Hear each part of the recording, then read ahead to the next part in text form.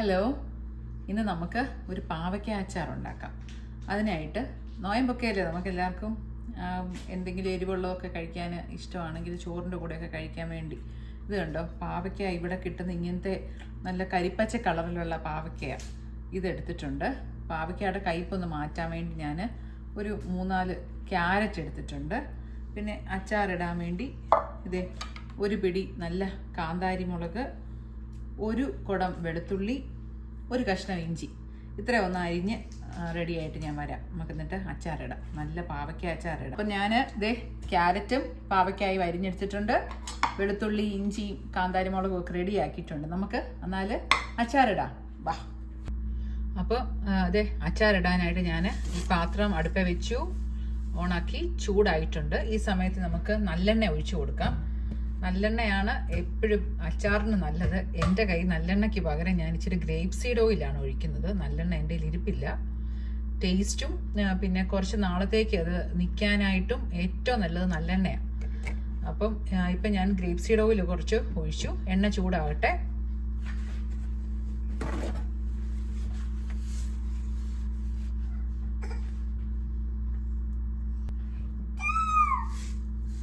എൻ്റെ കൂടെ അച്ചാറിടാൻ എനിക്കൊരു കുഞ്ഞു കൂട്ടുകാരിയുണ്ട്, എൻ്റെ കുഞ്ഞിപ്പെണ്ണാണ്.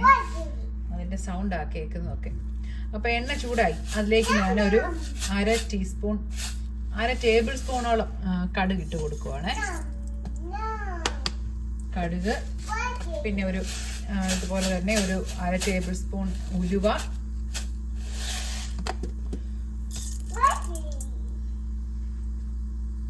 കടുക് ഒന്ന് പൊട്ടി വരണം.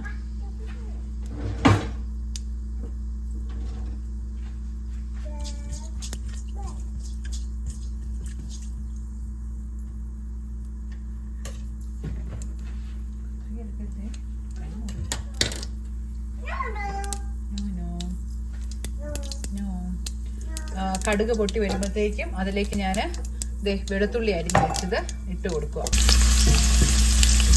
ലൈറ്റ് ബ്രൗൺ കളർ ആവുന്നതിന് വരെ വെളുത്തുള്ളി മൂക്കട്ടെ, എന്നിട്ട് വേണം ഇഞ്ചി ഇടാൻ. എല്ലാവരും ഇങ്ങനെയൊക്കെ ആയിരിക്കും ചെയ്യുന്നത്, ഞാൻ ചെയ്യുന്നതെന്ന് പറഞ്ഞതേ ഉള്ളൂ.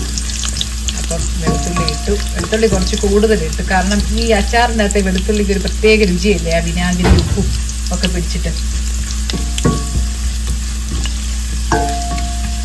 അപ്പോൾ ഒന്ന് ഒരു ലൈറ്റ് ബ്രൗൺ ആയിട്ടുണ്ട്. ഇനി അതിലേക്ക് ഞാൻ എൻ്റെ അരിഞ്ഞു വെച്ചിരിക്കുന്ന ഇഞ്ചി ഇട്ട് കൊടുക്കുക. ഇഞ്ചി ഒന്ന് നന്നായിട്ട് മൂത്ത് വരണം.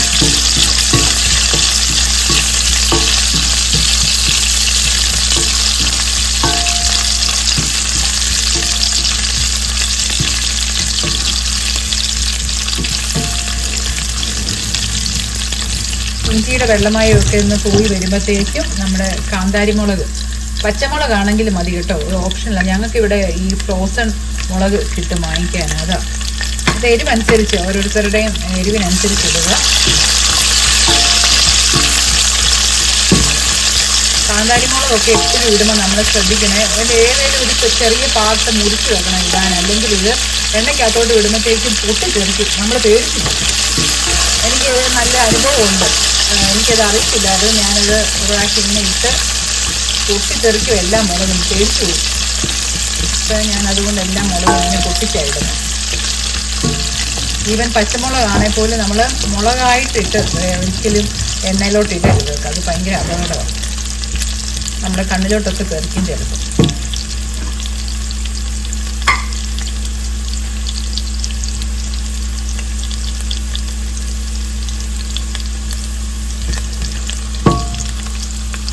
ഞങ്ങൾക്കൊക്കെ പാവയ്ക്ക ഇഷ്ടമാണോ? ഞങ്ങൾക്ക് പാവയ്ക്കയോടൊരു പ്രത്യേക സ്നേഹം, എന്താണെന്ന് അറിയത്തില്ല.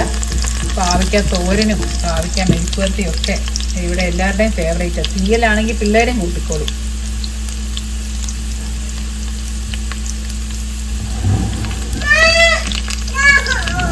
കുഞ്ഞിപ്പെണ്ണ് വഴക്ക് തുടങ്ങിയിട്ടുണ്ട്. അവൾക്ക് എൻ്റെ കൂടെ ഇവിടെ വന്ന് നിന്ന് കുക്ക് ചെയ്യണം. എൻ്റെ അവളെ കസേരയൊക്കെ വലിച്ചുകൊണ്ട് വന്നിട്ടുണ്ട്. അപ്പോൾ ഇത് കണ്ടോ, ഇത് നന്നായിട്ട് മൂത്ത് വന്നിട്ടുണ്ട്. പിന്നെ അപ്പോൾ ഈ മൂത്ത ഈ മിക്സിലോട്ട് ഞാനൊരു 1/2 ടേബിൾ സ്പൂൺ ഉലുവാപ്പൊടി ഇട്ട് കൊടുക്കുക. പിന്നെ ഒരു 1/4 ടീസ്പൂൺ മഞ്ഞൾപ്പൊടി. ഇതൊന്ന് നന്നായിട്ട് മിക്സ് ആക്കുക. നന്നായിട്ട് മിക്സ് ആയതിനു ശേഷം ഇതിലേക്ക് ഞാൻ കുറച്ച് വിനാഗിരി ഒഴിച്ചു കൊടുക്കുക. ഏത് വിനേഗർ വേണമെങ്കിലും ഒഴിക്കാം. ആപ്പിൾ സിഡർ വിനേഗർ ആണെങ്കിൽ ഹെൽത്തിയാണ്, പക്ഷേ അതാകുമ്പോൾ ഒരു ശകലം ടേസ്റ്റ് വ്യത്യാസം വരും. ഞാൻ സാധാരണ നമ്മുടെ ഡിസ്റ്റിൽഡ് വൈറ്റ് വിനേഗർ ഇല്ലേ, ഇത് ഈ വിനേഗറായിട്ട് കൊടുക്കുന്നത്. ഇതൊരു 1/2 ഗ്ലാസ്സോളം ഞാൻ ഒഴിച്ച് കൊടുത്തു. ആവശ്യത്തിന് ഉപ്പും കൂടി ഇട്ട് കൊടുക്കണം.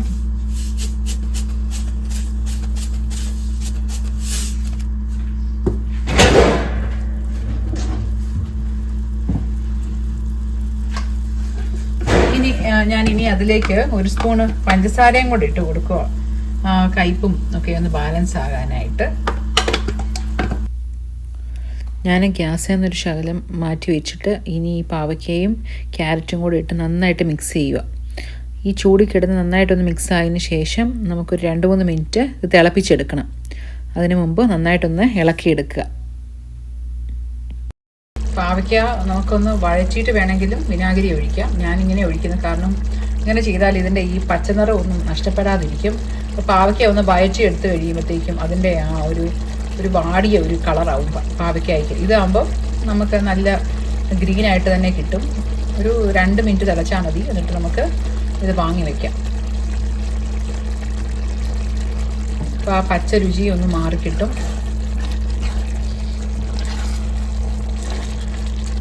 ആ ക്രിസ്പിനെസ് ഒന്നും അങ്ങ് പോകത്തില്ല. കടിയൊക്കെ കൊള്ളും അച്ചാറിൽ, അങ്ങ് വെന്തങ്ങ് പോകത്തില്ല. അല്ലെങ്കിൽ വെന്ത് അവിഞ്ഞൊക്കെ പോയി കഴിഞ്ഞാൽ നമുക്ക് ചിലപ്പോൾ ഇഷ്ടപ്പെടത്തില്ല ഈ പച്ചക്കറിയൊക്കെ അച്ചാറിടുമ്പോൾ. നമ്മൾ മാങ്ങയും ക്യാരറ്റും ഒക്കെ ആണെങ്കിൽ നമ്മൾ തിളപ്പിക്കത്തൊന്നുമില്ല. തിളച്ച വിനാഗിരിയിലോട്ട് ജസ്റ്റ് അതിട്ട് ആ ചൂടിലങ്ങ് വേഗത്തേ ഉള്ളൂ. അപ്പം പാവയ്ക്ക ആയതുകൊണ്ടാണ് നമ്മൾ ഒന്ന് തിളപ്പിച്ചെടുക്കുന്നത്.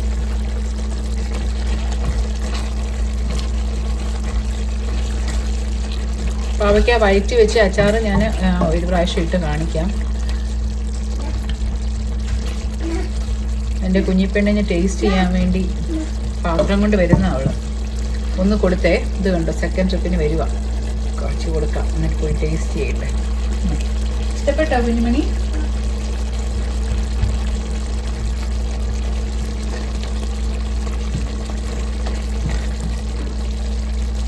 അപ്പോൾ ഒരു 2-3 മിനിറ്റ് ആയിട്ടുണ്ട്. ഇനി ഇത് നമുക്ക് ഓഫ് ചെയ്ത് മാറ്റി വയ്ക്കാം. ഒരു തണുപ്പൊക്കെ ഇതിൻ്റെ ഇത് ചൂടൊക്കെ പോയി ആവിയൊക്കെ പോയതിന് ശേഷം ഇത് ടിന്നിലോട്ടിട്ട് വെക്കാവുള്ളൂ. അല്ലെങ്കിൽ ഈ അതിൻ്റെ ഈർപ്പമൊക്കെ വന്ന് വെള്ളമയമൊക്കെ ആയി പെട്ടെന്ന് കേടായിപ്പോവും. എപ്പോഴും അതുപോലെ ഇത് നമ്മൾ ഈ ഒന്നും ഇല്ലാത്ത ഈ വെജിറ്റബിൾസിൻ്റെ വെള്ളമയമൊക്കെ ഉള്ളതുകൊണ്ട് തന്നെ ഒത്തിരി നാളത്തേക്കൊന്നും ഇത് വെക്കാൻ കൊള്ളത്തില്ല. ഒരു മാസം മാക്സിമം. അതുപോലെ എപ്പോഴും ഇത് നമ്മൾ യൂസ് ചെയ്തതിന് ശേഷം ഫ്രിഡ്ജിൽ തന്നെ വെക്കുക. പിന്നെ എപ്പോഴും അച്ചാറിടുമ്പോൾ നമ്മൾ എപ്പോഴും ശ്രദ്ധിക്കേണ്ട കാര്യമാണ്, ഉണങ്ങിയ സ്പൂണ് മാത്രമേ ഇതിനകത്ത് യൂസ് ചെയ്യാൻ പാടുള്ളൂ. കാരണം എങ്ങനെയാണേലും പെട്ടെന്ന് വെള്ളമയമൊക്കെ കൂടി പുറമേ എന്നുള്ളതൊക്കെ വരുമ്പോൾ പെട്ടെന്ന് ചീത്തയായി പോവും. എല്ലാവർക്കും അറിയാം, എങ്കിലും ഞാനൊന്ന് പറഞ്ഞതേ ഉള്ളൂ. അപ്പം ഇച്ചിരിയുടെ കൈ നമുക്കിത് ടിന്നിലിട്ട് വയ്ക്കാം. നമ്മുടെ അച്ചാർ റെഡി ആയിട്ടുണ്ട്. ഞാൻ എന്തായാലും ഒന്ന് ടേസ്റ്റ് ചെയ്യുവാണേ, എന്നിട്ട് ഞാൻ പറയാം.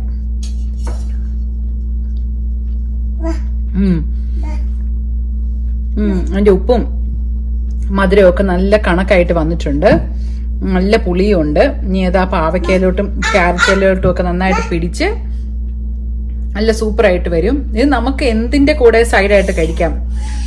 നമ്മുടെ ചോറിൻ്റെ കൂടെ, ഈവൻ ചപ്പാത്തിയോ എന്ത് കറി ഉണ്ടെങ്കിലും ഈ നോൺ വെജ് ഒന്നും ഇല്ലാത്ത സമയത്ത് നമ്മുടെ വെജിറ്റബിൾസിന് അതിൻ്റെ കറിയൊക്കെ ഒന്ന് ബൂസ്റ്റപ്പ് ചെയ്യാൻ ഇങ്ങനത്തെ അച്ചാറുകളൊക്കെ സൈഡിൽ വെച്ചാൽ അതിനെ ഹെൽപ്പ് ചെയ്യും. അപ്പം എല്ലാവരും ഈ പാവയ്ക്കയും ക്യാരറ്റും അച്ചാറും ഒന്ന് ട്രൈ ചെയ്യുക. അറിയത്തില്ലാത്തവർക്ക് വേണ്ടിയാ കേട്ടോ. അപ്പം നെക്സ്റ്റ് വീഡിയോയുമായി വരുന്നവരെ ബൈ.